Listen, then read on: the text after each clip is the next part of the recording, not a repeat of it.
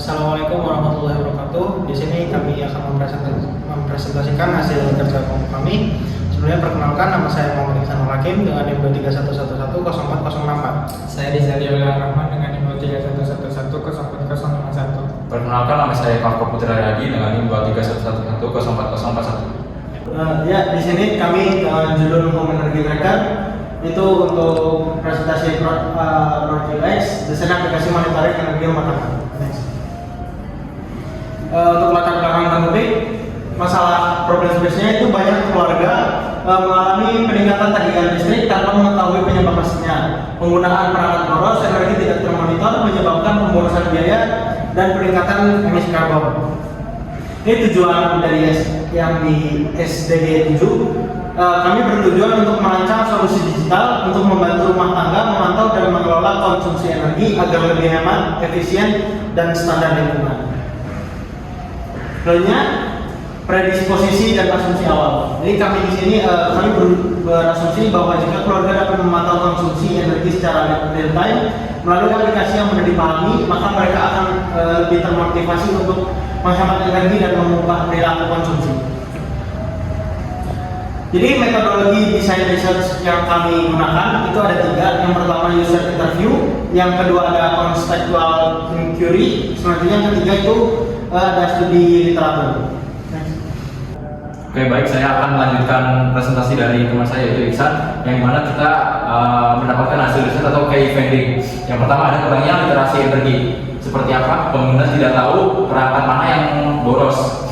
Mereka kesulitan memahami kesatuan KWH tanpa visualisasi. Yang kedua ada kebutuhan visualisasi. Pengguna ingin data disajikan dalam grafik sederhana seperti harian atau bulanan, bukan hanya angka di tagihan harian. Yang ketiga ada motivasi berhemat, yang dimana ada kegiatan untuk menghemat biaya namun pengguna tidak mau mengorbankan kenyamanan, misalnya matikan AC saat panas. Next, selanjutnya ada ekspektasi aplikasi. Pengguna ingin aplikasi yang simpel, informatif, dan memberi notifikasi lembut, tidak agresif. Selanjutnya ada insight utama, yaitu statement insight. Pengguna ingin merasakan kendali dan pemahaman atas penggunaan listriknya melalui aplikasi yang sederhana, edukatif, dan memberikan dukungan empatik untuk membantu mereka berhemat tanpa merasa terbebani. Selanjutnya ada peluang insight atau opportunities. Yang pertama ada kontrol, deteksi perangkat boros, yang gunanya memberikan pengguna transparansi untuk tahu perangkat mana yang paling boros sehingga mereka kompeten dan memiliki kontrol atau otonomi atas penggunaannya. Yang kedua ada edukasi atau smart tips adaptif, yang dimana fungsinya untuk memberikan panduan praktis yang dipersonalisasi sesuai kebiasaan pengguna. Ini memenuhi kebutuhan edukasi yang empatik dan tidak menggurui atau growth and relatedness. Baik, di sini saya akan melanjutkan presentasi dari Bapak. Nah, selanjutnya itu konsep dan rencana pengujian. Nah, yang pertama ini eksplorasi konsep.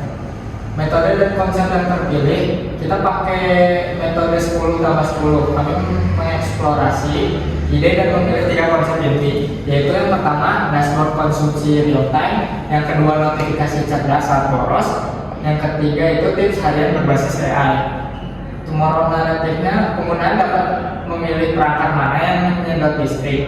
Mereka merasa tenang dan percaya diri karena memiliki kendali penuh atas energi listrik di rumahnya. Ini untuk contoh gambaran. Selanjutnya yang selanjutnya itu prinsip desain. Yang pertama itu transparansi yang jelas. Desain harus memberikan transparansi yang mudah dipahami melalui data visual, grafik atau icon yang membantu pengguna merasa kompeten dan terkendali. Yang kedua itu adaptif dan empatik. Desainnya harus memberikan edukasi yang relevan, personal dan positif. Antarmuka harus menumbuhkan rasa otonomi, bukan rasa bersalah atau tekanan. Nah, yang terakhir itu rencana pengujian konsep. Aspek yang pertama itu fokusnya itu memvalidasi usability, kemudahan. Yang kedua understanding, pemahaman, dan usefulness, kegunaan dari 2 fitur utama.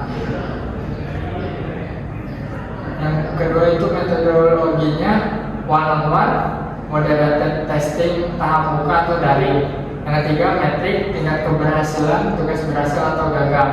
Nah untuk fidelity-nya prototipe dari fokusnya itu sketsa low to medium, fidelity pakai wireframe Figma. Untuk partisipannya itu targetnya 3 keluarga, total 6 pengguna. Keduanya itu menggunakan skenario tugas. Nah, kriterianya usia 20 sampai 40 tahun. Yang ketiga rating 1 sampai 5 untuk pemahaman dan manfaat. Feedback kualitatif dari proses think load.